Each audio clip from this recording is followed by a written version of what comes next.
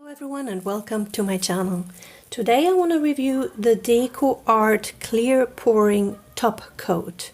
DecoArt was kind enough to send me a big package with samples, and they said I can do with it whatever I want, and so I'm gonna do that, and it's not sponsored or anything. So I have already read through the website and watched some how to do this. And I have some concerns and some things I really like already. So on the bottle, it doesn't say anything about drying time or the amount you need. So that's something that really concerned me. So I contacted DecoArt and they told me that they're shortly updating their website with that information. So it's 8 ounces but for a 16 by 20 piece for one coat. And the drying time is between 12 and 48 hours. Another thing that I immediately realized is that their advice on pouring it on is to pour it on, tilt it, and then let it dry in a 45-degree angle. So my first initial thought was, why would I do that? And also, how would that be realistically done when I dry my painting?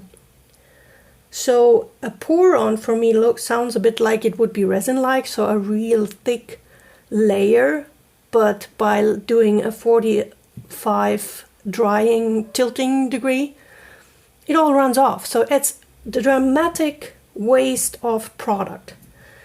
They did that to basically protect the user from that it has some very thick parts or some very cracking because of the drying different layers. So they had the right idea, but sorry to say, I would never have my product run off the canvas in that amount.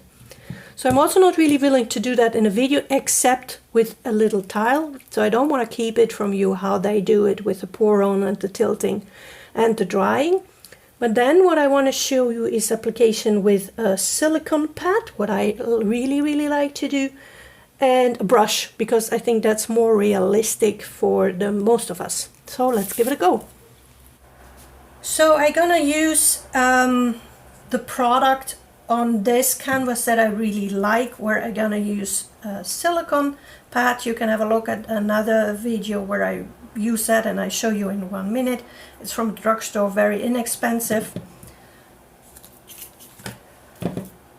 And let's see how it's doing.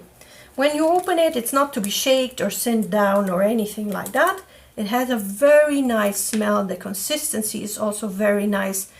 So I'm still gonna pour it on. You see, it's milky look, but that's obviously gonna go.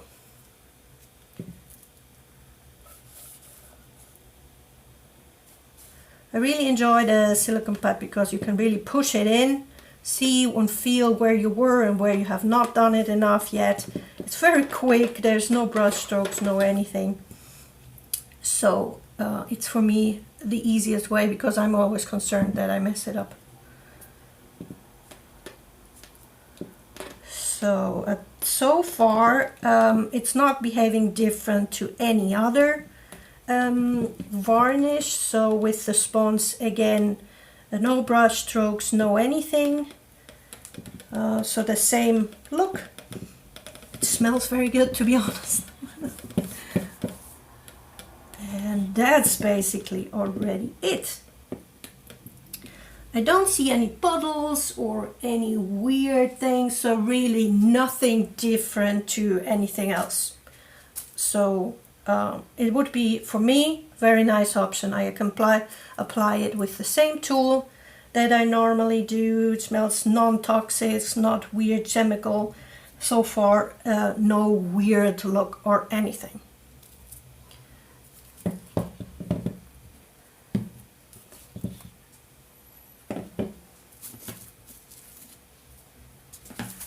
So now I'm gonna use this to put a brush on coat.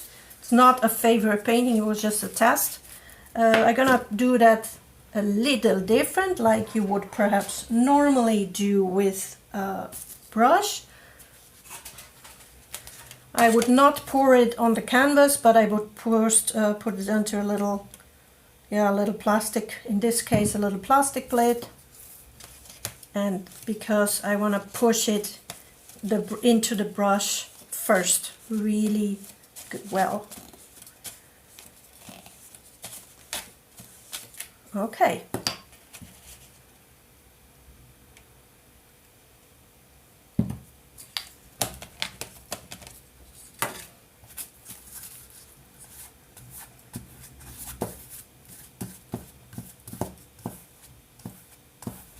The good thing what it also supposed to do is self-leveling.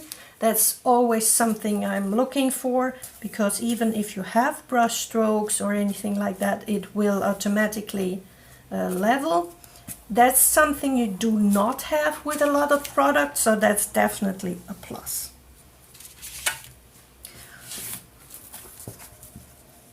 So also here, no major product, it goes on very smooth, very easy. I don't see any big issues with brush strokes. I apply it like I normally would with very careful strokes, almost holding the brush horizontal.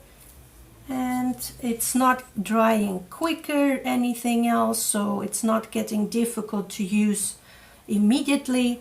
Of course, it's going to start drying at one point. So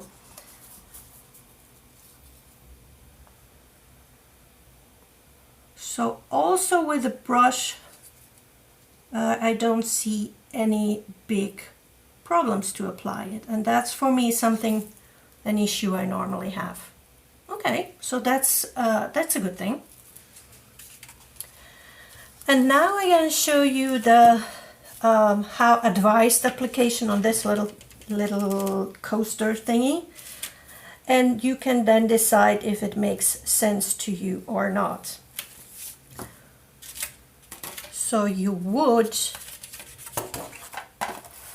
pour it on, because I think they were going a bit for a resin-like look, and I guess you can have that. This 45-degree tilting drying thing is really to avoid puddles, but yeah, also to do it with tilting of course takes a lot of time, so I cannot imagine that on any bigger canvas, to be honest, because then you're also already gonna have part that dries already.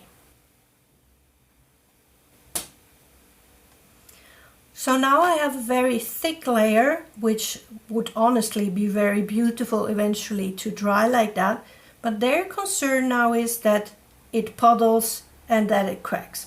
I get that, but now the advised method is to put it in a 45-degree angle for drying.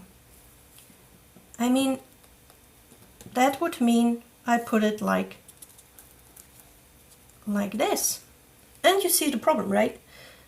A, the whole product is running down, and B, what's gonna happen is that all the product collects down here, and your edge of the canvas or whatever you use gonna be all full with the dried product or have drops or something like that. So you're never gonna have clean sides anymore.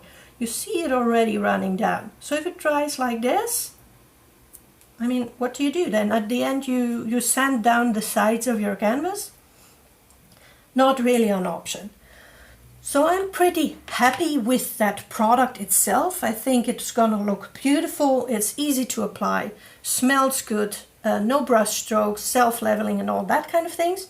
But the advised application is a no-go for me. A, not the tilting, and B, not the drying in an angle. I mean, waste of product, doesn't help your canvas. The side's gonna all be messed up. So I would use this. I'm gonna keep it, obviously, the rest. I'm gonna use it for all my paintings, but not like that. So I hope this helped you. Have a look at the description for all the links to my other social media platforms, and I hope to see you back soon.